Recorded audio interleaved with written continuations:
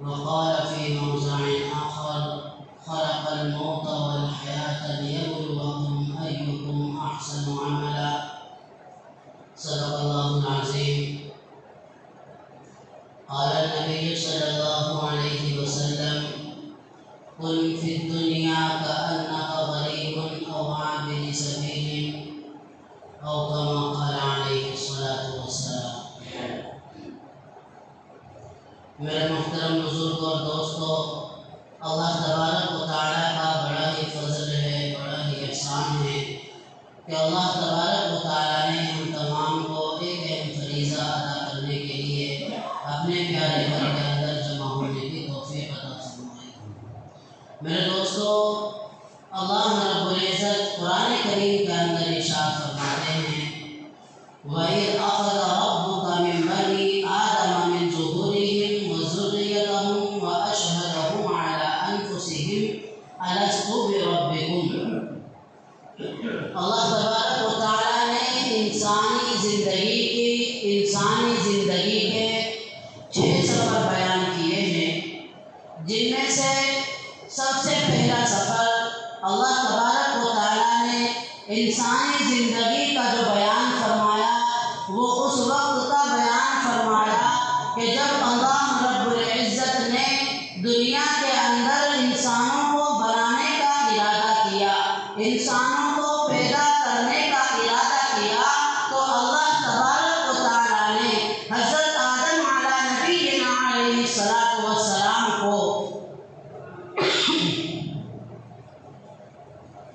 اور حضرت آدم علیہ نبینا علیہ الصلاۃ والسلام سے پہلے حضرت آدم علیہ الصلاۃ والسلام کے بعد میں جتنی بھی اولاد ان کے بدن سے یا اسی طریقے سے ان کی صلب سے پیدا ہونے والی تھی، اللہ تبارک و تعالیٰ نے سب کو اکٹھا کر کے، سب کی روحوں کو اکٹھا کر کے اللہ تبارک و تعالیٰ نے ایک عہد لیا تھا، ایک پیمان لیا تھا اور کہا تھا: الست بربکم، کہ کیا میں تمہارا پروردگار نہیں ہوں؟ کیا میں تمہارا اللہ نہیں ہوں؟ کیا میں تمہارا پالنہار نہیں ہوں؟ تو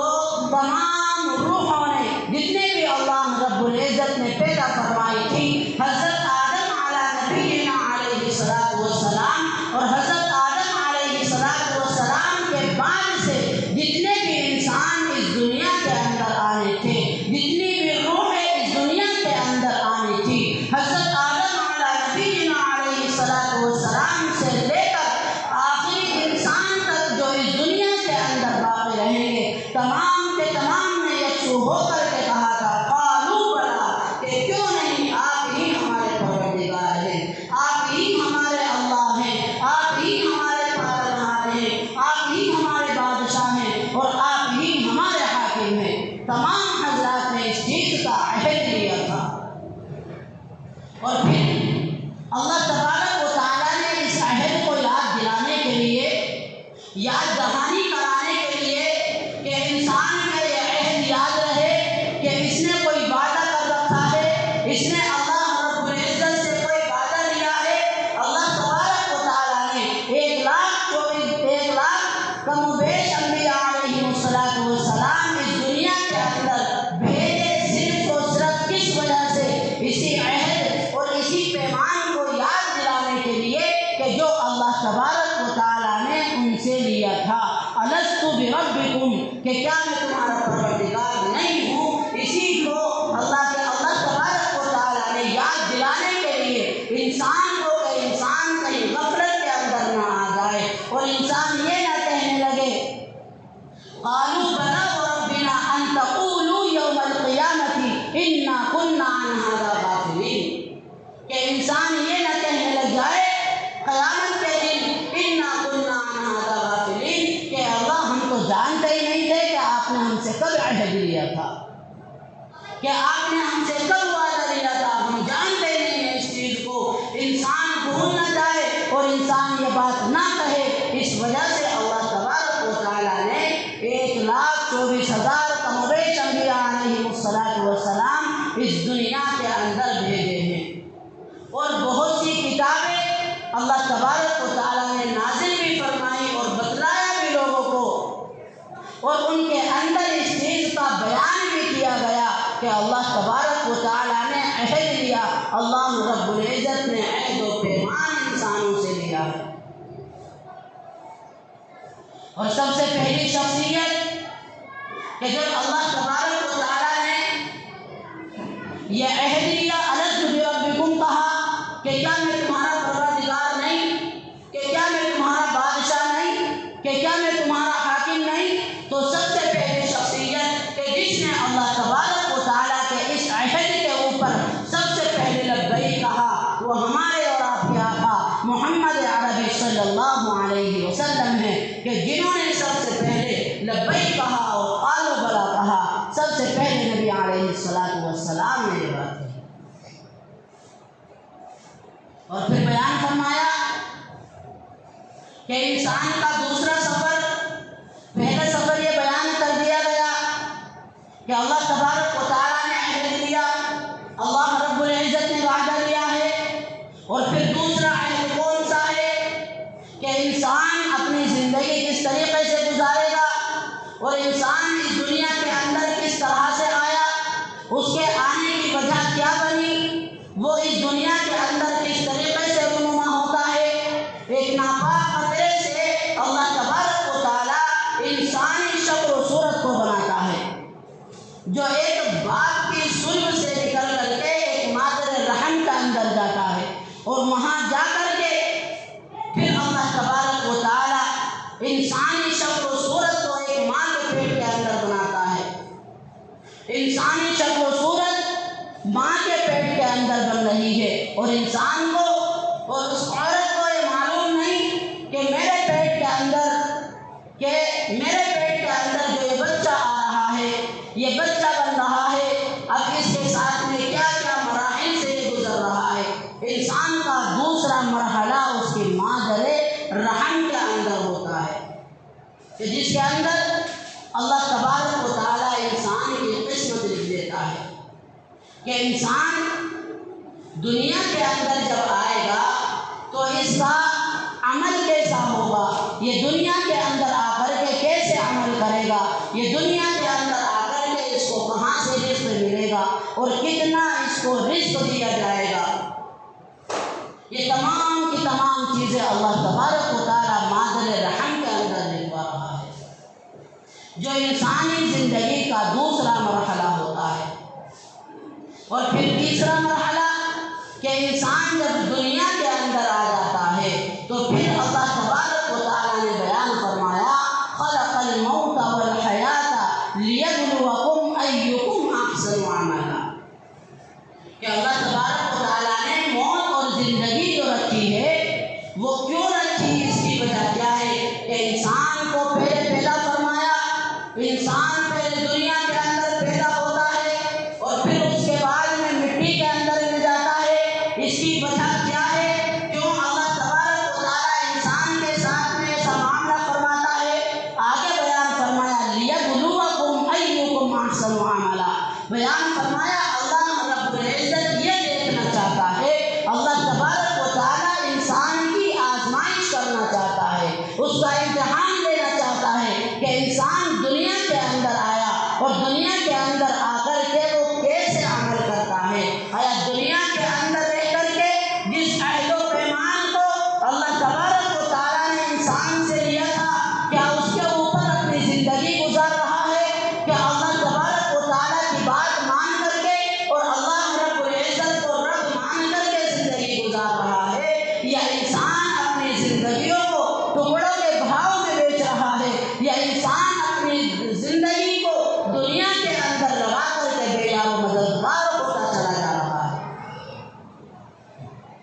اللہ تبارک و تعالیٰ نے اس وجہ سے انسان کے لیے موت اور زندگی کا ساتھ رکھا ہے، بیان فرمایا خلق الموت والحیات لیبلوکم ایکم احسن عملا، کہ تم میں عمل کے اعتبار سے کون اچھا ہے، عمل کے اعتبار سے کون بہتر ہے، عمل کرنے کے اعتبار سے کون اعلیٰ درجے پر پہنچا ہوا ہے، اللہ تبارک و تعالیٰ یہ دیکھنے کے لیے، اللہ تبارک و تعالیٰ اس چیز کو پرکھنے کے لیے اللہ رب العزت نے خلق الموت والحیات یہ زندگی اور موت کا ساتھ انسان کے ساتھ میں رکھا ہے۔ اس سے پتہ چل جائے گا کہ انسان جو اپنی زندگی گزار رہا ہے، جو اس نے عہد لیا تھا اللہ تبارک و تعالیٰ سے، اس عہد کے مطابق اپنی زندگی گزار رہا ہے، یا اللہ تبارک و تعالیٰ نے جو عہد لیا اور اس کے بعد میں پھر بیان فرمایا انا کنا عن ھذا غافلین، کہ انسان غافلوں والی زندگی گزار رہا ہے۔ کیسی زندگی گزار رہا ہے؟ یہ انسان کے اعمال سے، یہ انسان کی زندگی سے، یہ انسان کے افعال و اقوال اور انسان کے کردار سے ظاہر ہوتا ہے کہ انسان کیسی زندگی بسر کر رہا ہے، کس طریقے کی وہ زندگی دنیا کے اندر گزار رہا ہے۔ جبکہ اللہ کے نبی صلی اللہ علیہ وسلم نے بیان فرمایا کن فی الدنیا کأنک غریب او عابر سبیل، کہ دنیا کے اندر چند دنوں کے لیے بھیجے گئے ہو، مسافر ہو، اور مسافر جب ایک سفر پر نکلتا ہے تو وہ اپنے لیے کچھ ہی توشہ لے کر کے نکلتا ہے، جو انسانی زندگی کے لیے ضرورت کا سامان ہوتا ہے، بس اتنا سامان لے کر کے انسان نکل جاتا ہے۔ لیکن انسان دنیا کے اندر آیا اور انسان نے دنیا کے اندر آ کر کے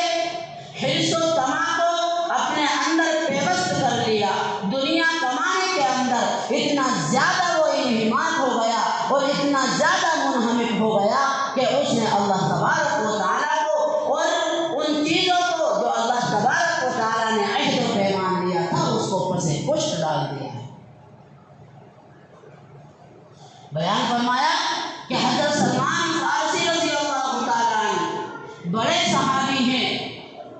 کہ دنیا سے جانے کا وقت ہے، نزع کی حالت ہے،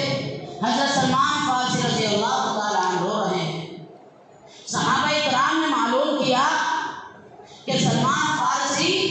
کیا موت کے خوف سے ڈر رہے ہو؟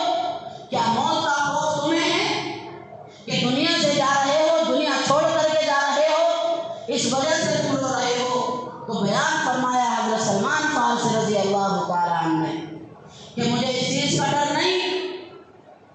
کہ میں دنیا سے جا رہا ہوں، نہ مجھے موت کا ڈر ہے، بس مجھے اس چیز کا ڈر ہے کہ میرے نبی نے ایک وعدہ لیا تھا اور یہ کہا تھا کہ دنیا کے اندر صرف اتنا سامان اپنے پاس میں رکھنا کہ جو تمہاری ضرورت کے لیے ہو، جو تمہاری ضرورت کا سامان ہو، جس سے انسان اپنی زندگی بسر کر سکتا ہو، بس اتنا مال اس کے پاس میں موجود ہونا چاہیے، اس سے زیادہ نہیں ہونا چاہیے۔ مجھے یہ ڈر ہے کہ میں اس دنیا سے جاؤں اور دولت میرے پیچھے بھاگے رہ جائے۔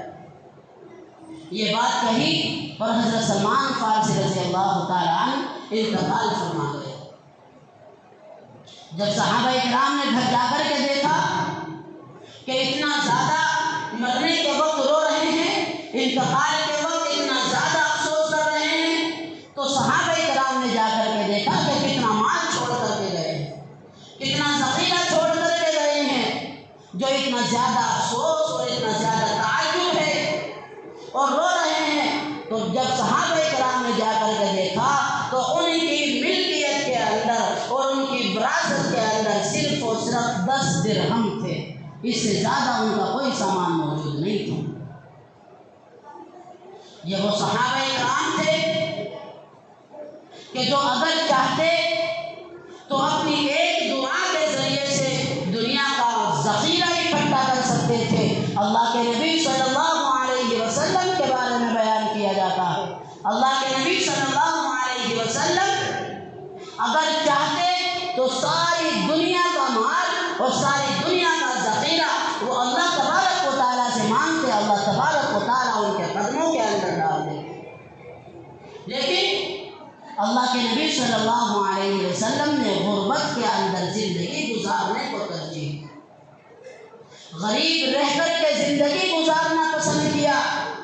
غریب رہ کر کے اپنی زندگی کو بسر کر کے دکھایا کہ لوگوں اس طرح سے بھی زندگی بسر کی جا سکتی ہے کہ اے لوگوں غربت کے اندر بھی اپنی زندگیاں بسر کی جا سکتی ہیں۔ مال اور دولت کے لالچ میں آ کر کے مال اور دولت کمانے کے چکر میں انسان اللہ تبارک و تعالیٰ کو بھول گیا، نہ نماز کا ہے نہ روزے کا ہے، اللہ رب العزت کو پس پشت ڈال کر کے اپنی زندگی گزار رہا ہے۔ اور یہی وجہ ہے کہ انسان کے اوپر حالات جو آ رہے ہیں، آج مسلمان پریشان حال ہے، ہر ایک اعتبار سے پریشان ہے۔ وجہ اس کی کیا ہے؟ وجہ یہی ہے کہ اللہ تبارک و تعالیٰ کو اللہ رب العزت نے جو زندگی گزارنے کا طریقہ بتایا اس کو پس پشت ڈال دیا۔ حضرت بہلول رحمۃ اللہ علیہ کے بارے میں بیان کیا جاتا ہے کہ انہوں نے کچھ بچوں کو دیکھا جو کھیل رہے تھے اور ایک بچہ خاموش کھڑا ہوا ہے، ایک بچہ بالکل خاموش کھڑا ہوا ہے، چپ چاپ کھڑا ہے، بچوں کے ساتھ نہیں کھیل رہا۔ تو حضرت بہلول رحمۃ اللہ علیہ نے بیان فرمایا کہ بیٹا تم غریب ہو، تمہارے پاس کھیلنے کے لیے سامان نہیں؟ تو اس بچے نے فوراً جواب دیا افحسبتم انما خلقناکم عبثا وانکم الینا لا ترجعون، کیا ہم اس دنیا کے اندر کھیلنے کودنے کے لیے آئے ہیں؟ کیا ہمارا اس دنیا کے اندر آنے کا جو مقصد ہے وہ کھیلنا اور کودنا ہے اور اپنی زندگیوں کو بیکار گزارنا ہے؟ تو حضرت بہلول رحمۃ اللہ نے بڑا تعجب کیا کہ چھوٹا سا بچہ اور اتنی بڑی بڑی باتیں کر رہا ہے اور قرآن کریم کی آیت بھی پڑھ کر کے سنا رہا ہے۔ افحسبتم انما خلقناکم عبثا، اللہ تبارک و تعالیٰ بیان فرماتے ہیں کہ انسان کو ہم نے پیدا کیا کھیل کود کے لیے پیدا نہیں کیا، مقصد بھی اللہ رب العزت نے بتا دیا وما خلقت الجن والانس الا لیعبدون، کہ انسان کو کیوں پیدا کیا گیا، اس کے پیدا کرنے کا مقصد کیا ہے، دنیا کے اندر بھیجا ہے، کیوں بھیجا، یہ تمام چیزیں اللہ رب العزت نے بیان فرما دی۔ وما خلقت الجن والانس الا لیعبدون، کہ اللہ رب العزت نے انسان کو اپنی عبادت کرنے کے لیے پیدا کیا۔ تو جب اس بچے نے یہ بات کہی تو حضرت بہلول رحمۃ اللہ علیہ اس کی طرف اور متوجہ ہوئے اور بیان فرمایا کہ بیٹا یہ ساری کی ساری باتیں تمہیں کس نے بتائی؟ تو پھر اس نے جواب دیا کہ مجھے ڈر لگتا ہے اور مجھے افسوس ہوتا ہے اس بات کے اوپر کہ جب میری ماں چولہے کے اندر لکڑیاں رکھتی ہیں تو سب سے پہلے چھوٹی چھوٹی لکڑیاں رکھی جاتی ہیں، پھر اس کے بعد میں ان چھوٹی لکڑیوں کے ذریعے سے بڑی لکڑیوں کے اندر آگ لگا رکھتی ہے۔ تو کہیں اللہ تبارک و تعالیٰ قیامت کے دن آگ بھڑکانے کے لیے، آگ سلگانے کے لیے کہیں ہم بچوں کو جو ہے وہ جہنم کے اندر نہ ڈال دیں، ہم بچوں کو جہنم کے اندر نہ پھینک دیں کہ جس کی وجہ سے آگ کو دہکایا جائے، جس کی وجہ سے آگ کو بھڑکایا جائے اور پھر اس کے بعد میں جو بڑے حضرات ہیں ان کو ڈالا جائے۔ اس وجہ سے ہمیں تعجب ہوتا ہے، اس وجہ سے میں کھڑا ہوا ہوں اور بچے نے یہ بات کہی اور یہ بات کہہ کر کے اوپر کو آسمان کی طرف دیکھا اور اللہ کو پیارا ہو گیا۔ یہ تمام چیزیں ہمیں ملتی کہاں سے ہیں کہ یہ ماؤں کی تربیت ایسی ہوتی ہے کہ ماں اپنے بچوں کی تربیت اس طریقے کی کیا کرتی تھی کہ ان کا بچہ اور ان کے چھوٹے چھوٹے ننھے ننھے معصوم بچوں کے اندر فکر آخرت موجود ہوا کرتی ہے۔ اور اگر آج دیکھا جائے کہ آج مائیں خدمت اپنے بچوں کی تربیت کس طریقے سے کرتی ہیں تو افسوس ہوتا ہے۔ انگریز نے کہا تھا صلاح الدین ایوبی رحمۃ اللہ علیہ سے اور ٹیپو سلطان رحمۃ اللہ علیہ کی قبر پہ کھڑا ہو کر کے یہودیوں نے کہا تھا کہ ہم ان مسلمانوں کو اور ان مسلمان کی عورتوں کو ایسا چھوڑیں گے ہی نہیں کہ جو یہ دوبارہ سے صلاح الدین ایوبی جیسا بیٹا جن سکے۔ اور آج اگر دیکھا جائے تو موبائل کے ذریعے سے یہودیوں نے اپنی بات کو مکمل کر دیا کہ سب سے زیادہ ناچنے اور گانے والی عورتیں اور لڑکیاں ہیں تو وہ مسلمان عورتیں ہیں، مسلمان بچیاں ہیں، کہ جس کی وجہ سے آج نسلیں برباد ہوتی چلی جا رہی ہیں۔ وجہ صرف اور صرف کیا ہے کہ مسلمانوں کو تباہ کیا جا رہا ہے، مسلمانوں کو برباد کیا جا رہا ہے، لیکن مسلمان غفلت کے لیے سویا ہوا ہے۔ مسلمان کو افسوس نہیں ہے، مسلمان نہیں سوچتا کہ ہمارے بڑے بڑے لیڈر اور سپہ سالار کس طریقے سے گزرے ہیں، کس طریقے کے گزرے ہیں۔ ان چیزوں سے انسان بے پرواہ ہو کر کے اپنی زندگی بسر کر رہا ہے، اور ہر جگہ اسی وجہ سے مارا اور کاٹا جا رہا ہے۔ وجہ صرف اور صرف کیا ہے کہ اپنے دین کو پیچھے چھوڑ دیا، اپنے ان سپہ سالاروں کی ہم نے تاریخیں پڑھنی ہی بند کر دی، ان کے بارے میں باتیں کرنی ہی بند کر دی، کہ جس کی وجہ سے آج ہمیں اپنی اسلامی تاریخ کی معلوم نہیں، ہمیں اپنے اسلامی جنرلوں کے بارے میں معلوم ہی نہیں کہ کن کن حضرات نے کیسی کیسی قربانیاں دے کر کے اس اسلام اور مذہب اسلام کو پروان چڑھایا۔ اللہ تبارک و تعالی ہم تمام کو صحیح طریقے سے اور سمجھ کر کے اسلام کے مطابق زندگی گزارنے کی توفیق عطا فرمائے۔ آمین۔ وآخر دعوانا